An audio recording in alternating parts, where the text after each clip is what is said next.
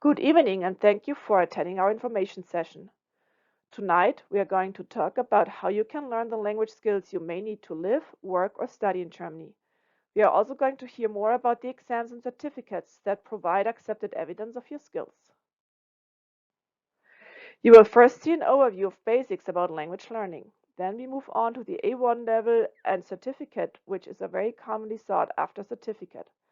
From there we move to another commonly required level, the B1 certification. Afterwards, we are going to look at what is needed to study in Germany.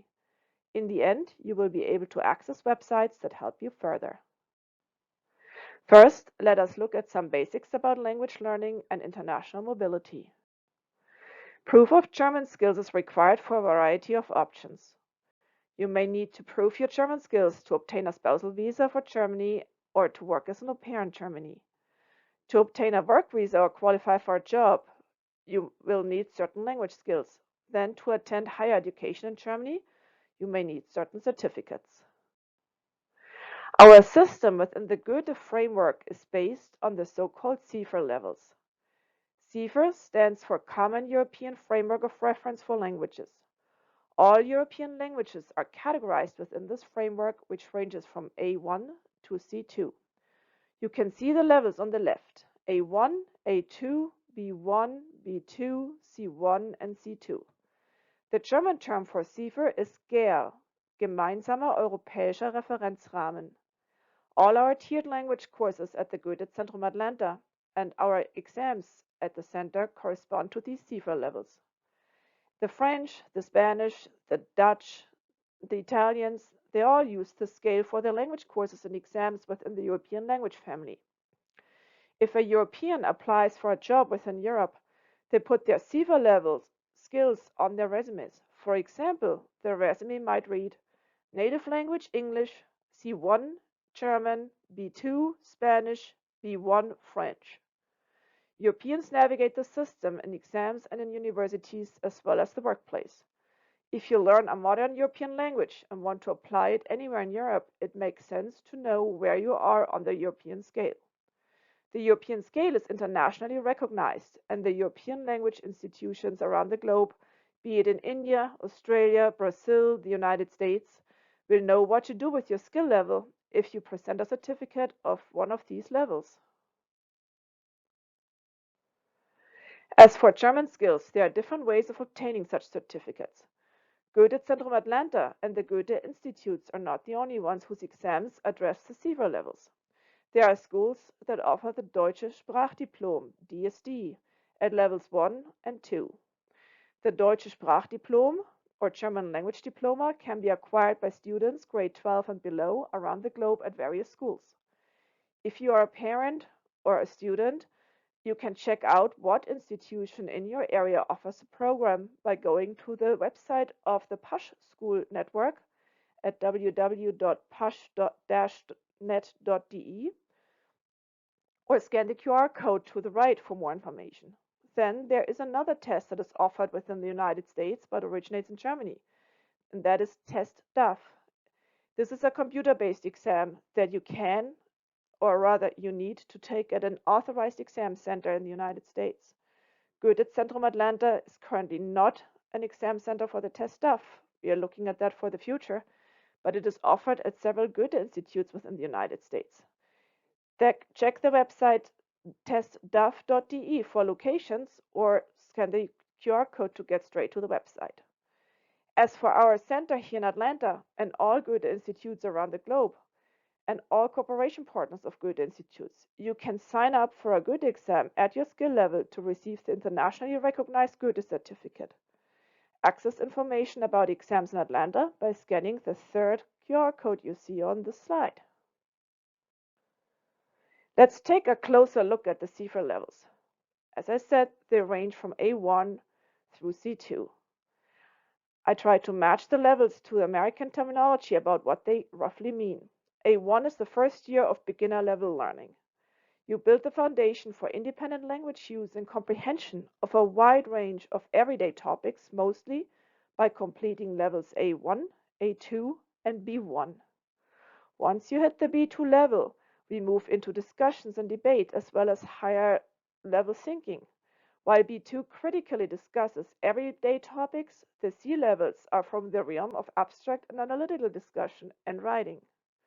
It is the language that you use in academic schools, academic environments, higher level language high school classes, and for C2 in academia at the undergraduate up to the PhD level.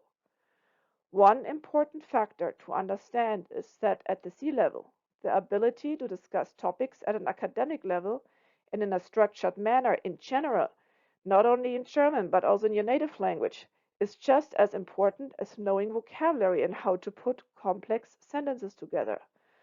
The skill level you have in your native language plays a role in the ability to discuss in German. Now, what level is required for what? If you need a spousal visa or want to work as an au pair in Germany, you need the A1 certificate. To obtain a work visa for a professional job in Germany, the B1 certificate is generally required. The B1 level certificate also gives you access to the so-called Studienkolleg. More about this kind of college later. To attend a college or university in Germany, you will need to show proof of levels B2, C1, or C2, depending on the track and the university you are applying to. The same levels are also applicable for Switzerland and Austria if you want to check these countries out.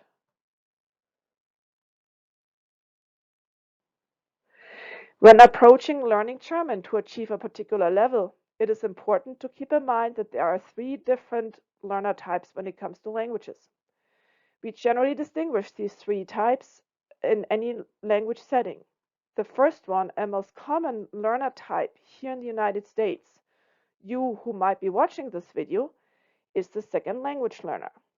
The second language learner is a person who learns a new language from scratch, usually is above the age of 6, so has not had the chance to pick it up as a young child. For this language learner, motivation, what is your motivation to learn the language, is a key factor for success.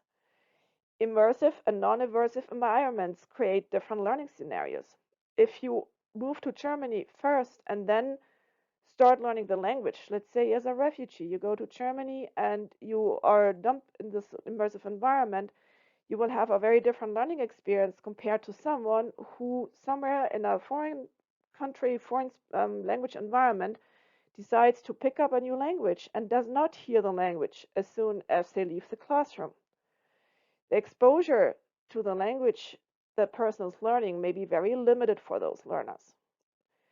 Then there are heritage speakers and native speakers. So let's look at the heritage speaker first. The heritage speaker learns the language from the parents or other family members. Usually the language is learned from birth on, so before the age of 6. The heritage speaker lives outside the immersive environment in the United States or anywhere else on this planet, but not in a German-speaking country. And therefore, the language learner has limited exposure in daily life. One thing to consider is that the language the person is immersed in will spill over into the heritage language.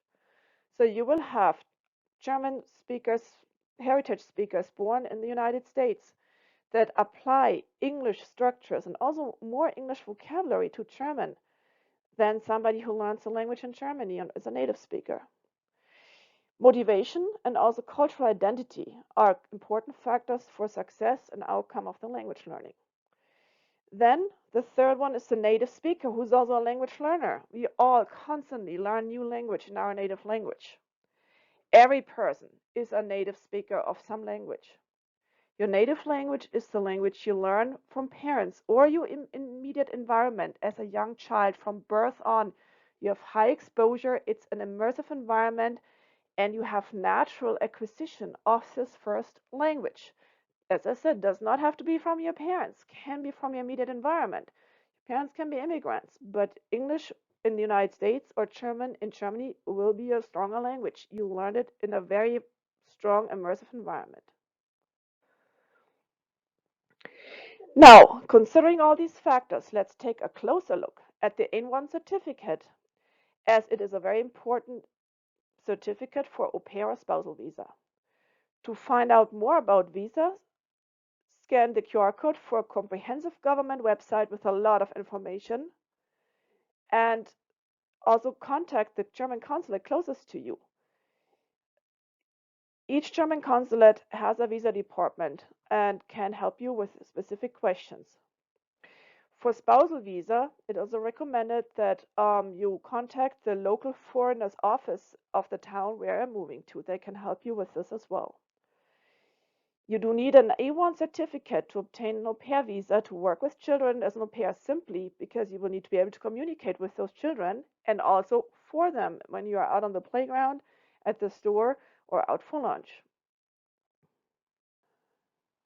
So you have determined that you need an A1 certificate.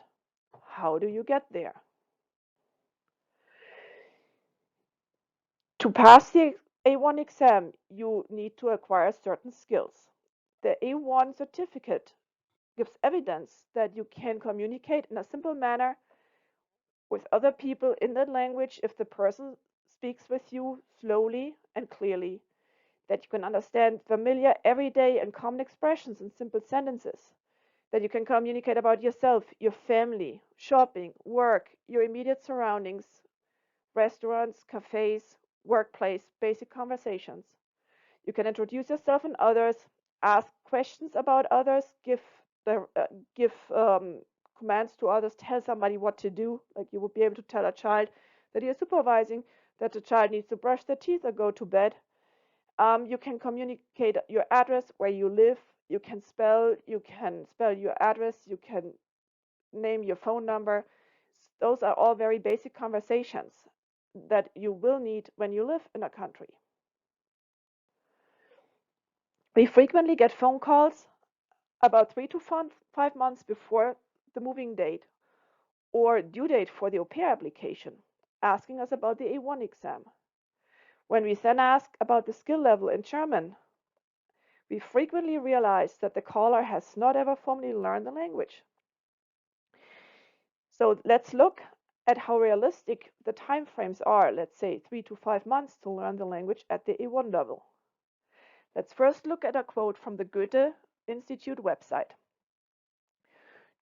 To reach this level, the A1 level, candidates need to have completed between 80 and 200 teaching units of 45 minutes each, depending on their previous knowledge and learning requirement. 80 to 200 teaching units, that is the equivalent of 60 to 150 instructional hours. The quote states it depends on the previous knowledge and learning requirements. It depends on, are you in Germany learning German in Germany, where you step out of the classroom and you hear the language everywhere and you see the words everywhere? Or are you in the United States, where you leave the classroom and everybody speaks English, where your classmates speak English, where you do know your instructor speaks English? Our Goethe-Zentrum Atlanta courses are currently set up for 100 to 120 instructional hours for A1 plus homework to achieve this learning level. With the scenario we're working in, we assume that we are closer to the 150 instructional hours than to the 60 hours. If you learn the language in a German-speaking environment, you would probably get away with less hours. Now, if we are talking about exams and skills at a higher level than A1, this adds up. If you target working in Germany at one point, take a look at what it takes in terms of instructional hours. In an environment of English speakers, it will also take time to practice and wire your brain for the structures of the language. This all looks very different once you're in Germany or in Austria or in Switzerland, but as long as you're in the US, it takes time. To reach the B1 level, we are talking about 3 to 4 years of instruction for most people. Again, this looks different when you are immersed in the German language and live in Germany. If the A1 exam is what you need to enter the country and to live there, you might consider taking courses in Germany once you are there based on your A1 skill, as you will develop the skills at a much faster pace than in the United States. If you need the B1 exam to enter the country, for example on a work visa, It is recommended that you plan ahead and make sure to understand the time it takes to learn the language to that level. If you are in a job that allows you to travel to Germany frequently, you have an advantage. If you have a German speaking significant other, insist that they speak only German with you, but at your level. Think 5-year-old child to begin with, and then move to the 10 and 12-year-old in you. Any exposure helps, but it will need to be at the comfort level that you are at and not above your head. So the B1 certificate is one of the ways to work in Germany, but not the only one. You want to get a work visa for Germany. So first, investigate where you are. Check the website makeItingermany.com.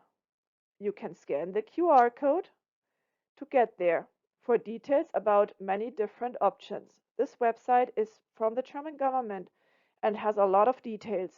For any questions beyond that, please contact your local German consulate. If you're looking at Austria or Switzerland, please communicate with the Austrian and Swiss consulate in your area. As for Atlanta, we have all 3 consulates here in town. If you have specific training, for example in IT or engineering, you may not need the B1 level of German to obtain a work visa. Ask your local German consulate for more information and for your specific situation. There are also exemptions for blue card holders of certain professions. You can download flowcharts and many handouts about all this from the website makeitingermany.com. On the other hand, to secure a job and get a work visa in some professions such as in the medical field, law, academia or others, you might need proof of B2 or C-level language skills simply because the profession requires it. Now let's look at studying in Germany. With all our great universities here in the area, one motivation to learn German frequently is to study in a country that does not have tuition in public colleges. You might have heard about the C1 requirement.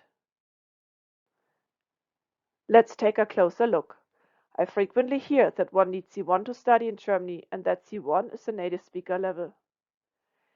First of all, the C1 level is not every native German speaker's level. It is the level of somebody who is academically educated, went to gymnasium, which is the academic high school, somebody who passed their Abitur, or somebody who has an equivalent education in Germany. It's a higher level discussion. When we are communicating in everyday life, we rarely speak at the C1 level.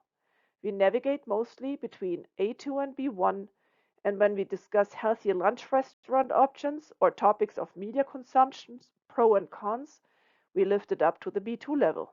The C1 level is the ability to discuss topics beyond daily life, topics about society and politics at a more abstract level. The C2 level adds the ability to read different meanings and interpret nuances at the academic discussion level. Think of defending a master's thesis or PhD dissertation. That is when you are operating at the C2 level. The C2 level in terms of vocabulary, grammar, and also of the overall cognitive ability to discuss a topic in an academic environment. Universities in Germany require the B2, C1, or C2 level. The international admissions section of the university websites will tell you exactly what their language requirements are. You can acquire these certificates in the United States by either attending a DSD school. Remember how we talked about the PASH schools earlier? By taking the test stuff at an institution such as the Goethe Institute in Washington or other Goethe institutes, or by taking the relevant Goethe exam here in Atlanta at the Goethe-Zentrum or at any Goethe institute in the United States. There are other Goethe exam centers in the US as well, and you can scan the QR code to get to the website to find an exam location close to you. Now here is an overview of how the test DAF that we discussed earlier corresponds to the C1 levels. You will see that the test DAF at level 3, 4, or 5 corresponds roughly to the B2 through C1 level. The university websites will tell you exactly what score you need, and if they don't tell you, you can also email or call the admissions office of the international admissions department at the university you're looking at. Now let's take a closer look at who accepts what. I mentioned the Studienkolleg earlier. You see the Studienkolleg on the left-hand side. The Studienkolleg is a preparatory college year that allows a one-year transition for international students. You take courses relevant to your chosen field of study in German, such as math or natural sciences, and transition into the requirements of leading a pretty self-organized life as a student in Germany, which can be quite different compared to college experience in the United States or in other countries. Scan the QR code for our website with more information. Arts and music schools mostly accept B2 as their focus is more on your artistic skills. Universities and technical universities require the C1 or C2 exam. Let me point out that if you have any questions, if you have the IB exam in German, if you took AP German and passed the AP exam, or if you have any other qualifications, it's well worth contacting the university's international admissions department and see if they will look at your paperwork and accept what you have or what exactly they require you to add to your portfolio. Now let's take a closer look at the time it takes a language learner who learns the language from scratch to get to these language levels of B2 through C2. It takes many years of practice and exposure. If you are a heritage speaker, you come in somewhere from the side. Contact us at Goethe Atlanta for more information and an assessment of your skills to see how we can help you pass the B2, C1, or C2 level certification. We offer individual instruction and are launching classes such as a new C1 level class in 2023 that help heritage speakers and second language learners reach the C1 level or above. Just as a reminder, this is the chart we discussed earlier. We distinguish second language learners from heritage speakers, but both in the end need to develop the accuracy and the vocabulary spectrum and the ability to use structures independently to succeed in an academic environment. If you live in the southeastern United States, we are here to serve you with our German courses, classes, individual instruction, and exams. We offer in-person courses in our office in downtown Atlanta as well as in Roswell. And we offer instructor-led virtual courses that are held via Zoom. There's an overview of our current, as of winter 2023, course offerings. We offer individual instruction as well. Email us to language@goetheatlanta.org, or to get more information, check out our website at goethe.de/Atlanta. Thank you for listening. At the end of this video, there will be slides with more QR codes to websites with helpful information. Again, if you're in the southeastern United States, Florida, Carolinas, Tennessee, Georgia, Alabama, Mississippi, let us know how Goethe-Zentrum Atlanta can help you reach your goals with classes and exams. Alles Gute und Tschüss!